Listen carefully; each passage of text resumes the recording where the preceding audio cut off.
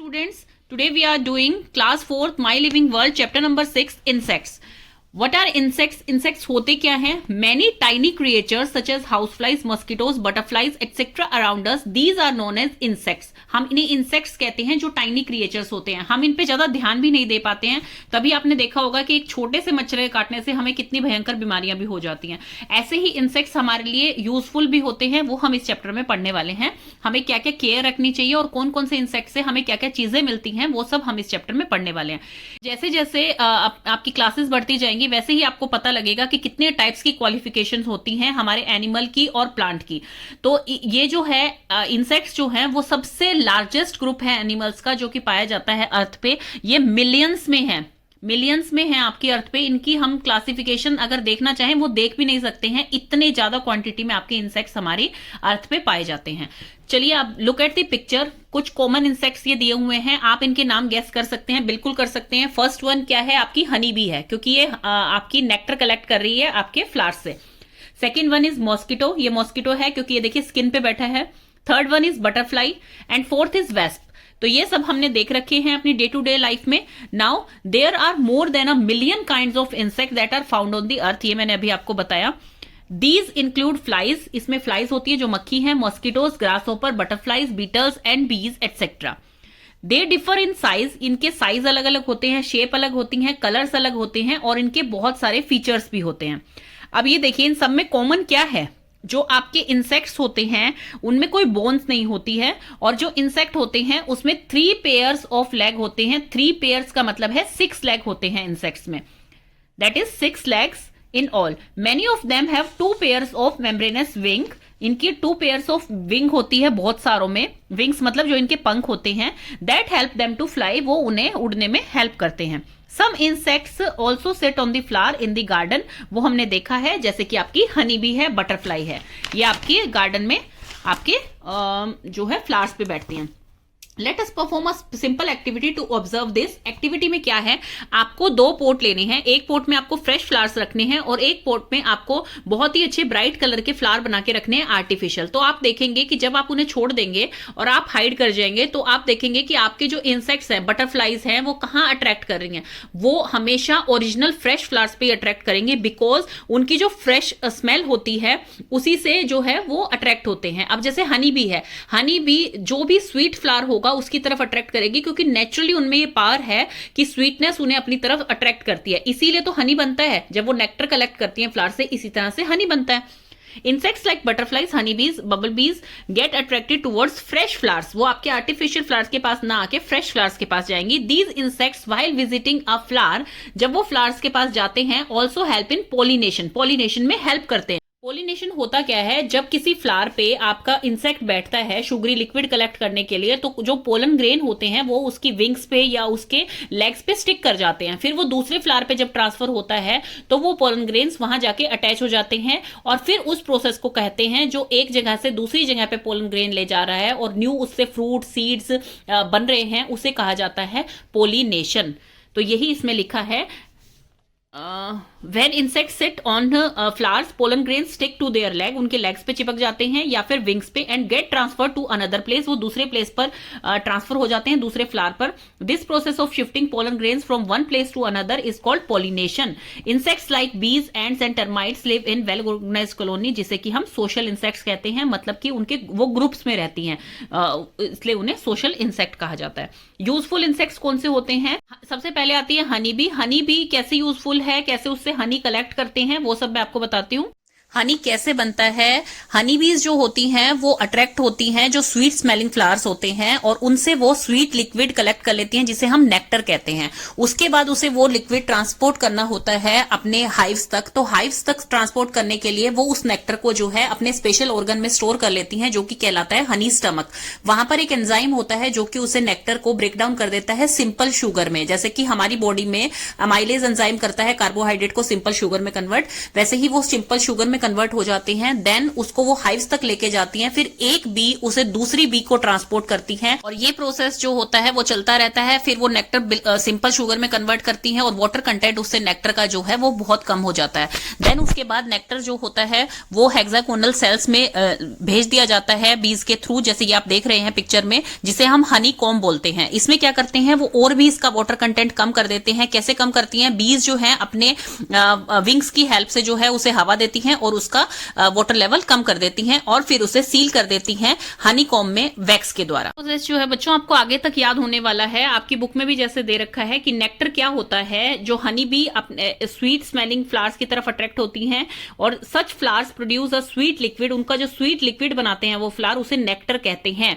और बीज क्या करती हैं, उस नेक्टर को फ्लावर से कलेक्ट कर लेती हैं, देन उसे ट्रांसपोर्ट करती हैं हाइव्स तक। तो उसके बीच में जो रास्ता होता है उसमें बीज क्या करती हैं, उसे एक स्पेशल ऑर्गन में स्टोर कर लेती हैं जो कि हनी स्टमक कहलाया जाता है।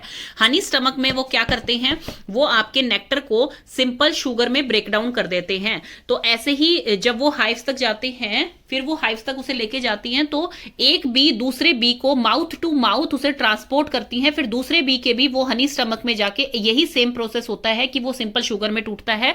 उससे क्या बेनिफिट होता है, उससे बेनिफिट होता है कि उनका वाटर कंटेंट जो है वो कम हो जाता है नेक्टर का, और फिर वो जो हाइव्स जो आपकी ऐसे हेक्सागोनल शेप होती हैं उस हाइव्स तक पहुंच जाते हैं। नेक्टर जब डिपॉजिट होता है इन हेक्सागोनल शेप्स में, हनी कॉम्ब बोला जाता है इसे, जब ये पूरा होता है, और एक शेप को बोला जाता है हेक्सागोनल शेप है ये, तो पूरा ये एक तरह का जो होता है जाल सा बना हुआ होता है, इसे हनी कॉम्ब बोला जाता है।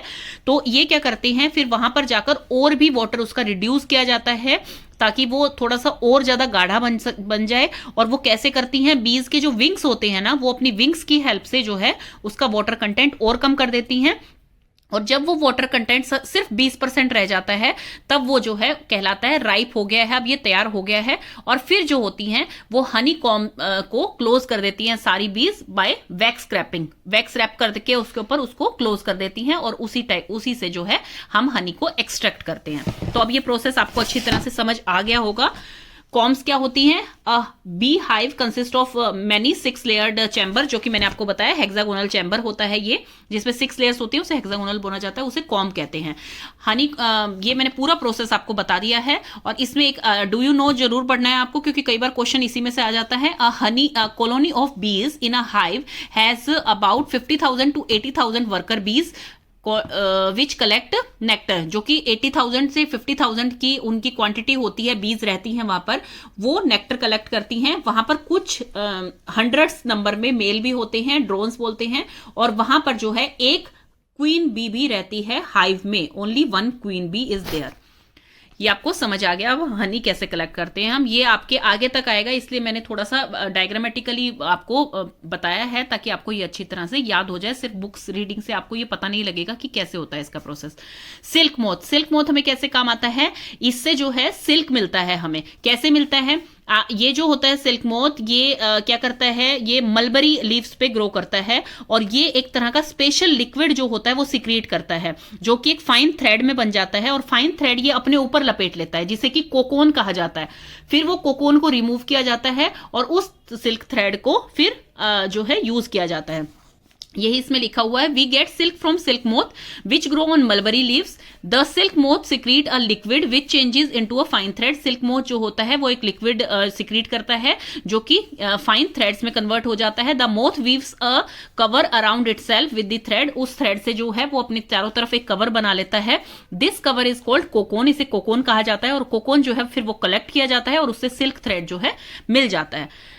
नेक्स्ट है आपका लैक इंसेक्ट। लैक इंसेक्ट जो होता है वो आपका बेनियन ट्री पे मिलता है, जो आपने देखा होगा मेहरून रेडिश कलर का होता है। उससे क्या होता है, lac insect usually grow on banyan tree. They secrete a semi solid substance called lac. ये एक सेमी सॉलिड सब्सटेंस सिक्रीट करते हैं लैक। और लैक किस चीज में काम आता है? आपके पेंट्स में, वेनिशेस में, प्रिंटिंग इंक में, और मतलब कलर के लिए काम आता है वो।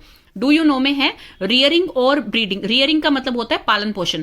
ब्रीडिंग ऑफ हनी बीज for collection of honey is called apiculture. इसे एपीकल्चर कहा जाता है। एंड व्हाइल रियरिंग मतलब पालन पोषण of silk worm for getting silk is called sericulture.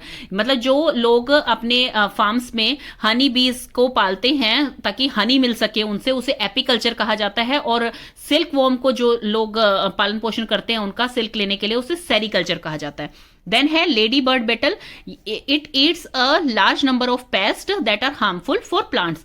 और लेडी बर्ड बेटल कैसे काम आती है, ये जो पेस्ट होते हैं, मतलब जो छोटे छोटे इंसेक्ट्स होते हैं या जो हार्मफुल होते हैं हमारी क्रॉप के लिए, उनको जो है खा जाती हैं ये, तो इसलिए ये यूजफुल है। तो यूजफुल इंसेक्ट हमारे कौन कौन से हुए, हनी बी जिससे हमें हनी मिलता है, सिल्क मोथ जिससे सिल्क मिलता है, लैक इंसेक्ट जिससे कलर्स यूज किए जाते हैं, लेडी बर्ड बेटल जो कि हमारे पेस्ट को खाने का काम करती हैं। अब हार्मफुल इंसेक्ट्स कौन कौन से होते हैं। हार्मफुल तो देखिए बच्चों आप भी बता सकते हैं, आपने डेंगू का भी नाम सुना होगा, आपने हाउस फ्लाइज मक्खियों का भी सुना होगा कि भाई मक्खियां अगर खाने पे हमने जैसे फ्रूट्स काट रखे हैं या हमने अनकवर्ड फूड रख रखा है और उस पर मक्खियां आके बैठती हैं, वो जम्स फैलाती है, तो वो हमारे लिए कितनी डेंजरस होती हैं। तो डिजीज स्प्रेडिंग इंसेक्ट्स कौन से होते हैं, सबसे फर्स्ट है हाउस फ्लाई, जो कि मक्खी कहते हैं जिसे हम, हाउस फ्लाई ये देखने में ऐसी होती है। ये क्या करती है, when house flies sit on the garbage और animal excreta they gather germs. देखिए वो कभी भी कूड़े पे बैठती हैं या किसी की जो है एक्सक्रीट पे बैठती है, मतलब पू पे बैठती हैं, तो वो क्या करती है वहां से जर्म्स कैरी कर लेती हैं, और जर्म्स वो कैरी करे हुए जर्म्स को क्या करती हैं, अपनी फीट या बॉडी पे उनके चिपक जाते हैं वो, और फिर वो जो हमारे अनकवर्ड फूड होता है उस पर आकर बैठती हैं, तो वो जर्म्स को पास कर देती हैं फूड में और डिजीज कोज करते हैं वो जर्म्स, जो हमारी बॉडी में जाकर इन्फेक्टेड फूड और वाटर हमारी बॉडी में जाता है, तो उससे हमें डायरिया, कोलेरा, जॉन्डिस ये सारी डिजीज हो सकती हैं। We should never eat uncovered food as it is likely to have germs in it। हमें कभी भी अनकवर्ड फूड नहीं खाना चाहिए क्योंकि उसमें जर्म्स होने के जो है बहुत ज्यादा चांसेस होते हैं। नेक्स्ट है मॉस्किटो। मॉस्किटो का हम सबको पता है कि मॉस्किटो और other insect spread disease through bites, वो बाइट करते हैं, जैसे कि malaria, dengue are spread through mosquito bite. When a mosquito bite a sick person it sucks the infected blood. जब मॉस्किटो जो है किसी भी सिक पर्सन को बाइट करता है तो वो इन्फेक्टेड ब्लड वहां से कैरी कर लेता है। When the mosquito bite a healthy person, तो वो उस इन्फेक्टेड ब्लड को उस ब्लड में जो है ट्रांसफर कर देता है, transfer the germs of the disease into the blood of that person. क्योंकि वो जब किसी बीमार बंदे का ब्लड सक कर रहे हैं तो उनको जो है वो जर्म्स उन्होंने कैरी कर लिए, फिर वो दूसरे बंदे को जब सक कर मतलब बाइट कर रहे हैं तो वही जर्म्स जो है दूसरे बंदे में चले जाते हैं और इससे जो है वो डिजीज फैलाते हैं। Malaria is spread by the bite of a female anopheles mosquito होता है जिससे मलेरिया होता है, एंड डेंगू जो होता है स्प्रेड बाय एडिस मस्किटो, और दोनों जो होती हैं वो फीमेल मस्किटो होती हैं। Some blood sucking insects are wingless. कुछ ब्लड सकिंग इंसेक्ट्स जो होते हैं वो उनकी विंग्स नहीं होती, वो उड़ते नहीं हैं। Such insects are known as fleas. ये कुछ इंसेक्ट्स होते हैं जो कि विंगलेस होते हैं, इन्हें फ्लीज कहा जाता है, और ये जो होते हैं ये भी ब्लड सकिंग होते हैं। हेडलाइस कौन सी होती है, जो आपकी जूं होती है, बेड बग जो कि बेड्स पे मिलते हैं, तभी आपके कहा जाता है कि बिस्तर को जो है धूप लगवानी चाहिए कुछ कुछ दिनों में, क्योंकि उसमें भी जो है इंसेक्ट्स आपके पनप जाते हैं। Dog flea and cat flea. Fleas जो होती है found on rodents like rat में पाई जाती हैं और spread a very dangerous disease bubonic plague. Plague जो होता है वो डेंजरस डिजीज होती है। इट इज वेरी इंपॉर्टेंट कि अपने पास जो है क्लीनलीनेस और हाइजीन रखें। This can help us to save from the harmful effects of different type of fleas, ताकि हमारे को जो है डेंजरस डिजीज ना लगे फ्लीज से।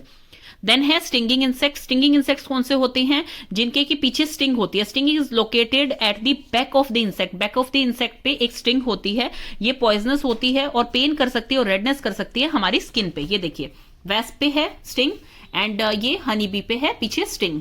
तो ये जब हमारी स्किन पे बैठते हैं या मतलब बाइट करते हैं तो इनकी स्टिंग जो है वो भी हमें नुकसान पहुंचा सकती है।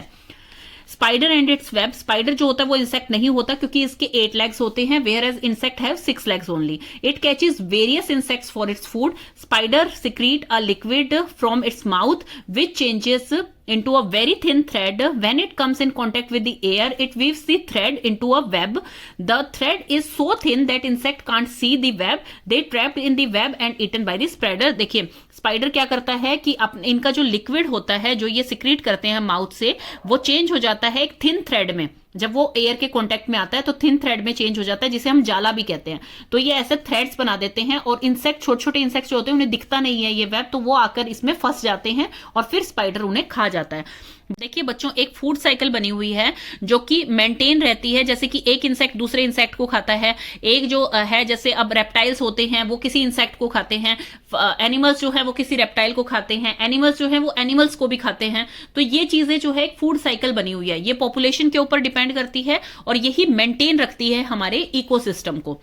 ये आपके अगली क्लासेस में आएगा। फॉर योर नॉलेज मैंने सिर्फ अभी बताया। Saving our self from harmful insects, we can get rid of harmful insects by using natural methods और by using chemicals called insecticide and pesticide, जो कि हम अपनी उसमें भी यूज करते हैं, क्रॉप्स के लिए भी यूज करते हैं। We often keep dried neem leaves in clothes और अप्लाई नीम और kerosene oil on wood furniture. बिल्कुल देखिए, वुड फर्नीचर में किस चीज का डर होता है हमें, जो वुड फर्नीचर में आपकी दीमक लग जाती है, तो उसके लिए क्या करते हैं, केरोसिन ऑयल का उसके ऊपर जो है उसे रब करते हैं उस फर्नीचर को, ताकि उसके ऊपर दीमक ना लगे। कुछ कुछ दवाइयां डालते हैं, इंसेक्टिसाइड पेस्टिसाइड्स डाले जाते हैं वहां पर। और इसी तरह से जैसे हम क्लोथ्स को रखते हैं बहुत लंबे टाइम तक, अगर हमें बेड में वो स्टोर करके रखने हैं तो हम उनमें नीम लीव्स रख देते हैं ताकि उसमें कोई भी इंसेक्ट ना पनपे।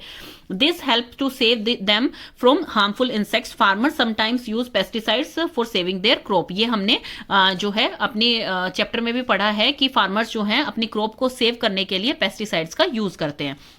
कीवर्ड्स इसके हैं, कोलेरा इंटेस्टिनल इन्फेक्शन होती है, जो कि आपका किसकी वजह से होती है, आपकी हाउस फ्लाइज जो है वो अगर बैठ जाए, आपकी जर्म्स कैरी करती हैं और आपके फूड में ट्रांसफर कर दे तो आपको कोलेरा हो सकती है। इंटेस्टिनल इन्फेक्शन होती है। डायरिया क्या होते हैं, लूज मोशन होते हैं। जर्म्स क्या होते हैं, डिजीज कॉजिंग लाइफ फॉर्म होती हैं। जॉन्डिस क्या होता है, इन्फेक्शन ऑफ द लीवर होती है। मेम्ब्रेनस क्या होती है, थिन शीट होती है। पोलन ग्रेन्स क्या होते हैं, पार्ट ऑफ फ्लावर है। सिक्रीट क्या होता है, जनरेट फ्लूइड, मतलब फ्लूइड निकालना, उसे सिक्रीशन बोलते हैं, सिक्रीट करना। स्टिंग क्या होती है, अ पेनफुल बाइट। तो ये चैप्टर फिनिश हो गया है।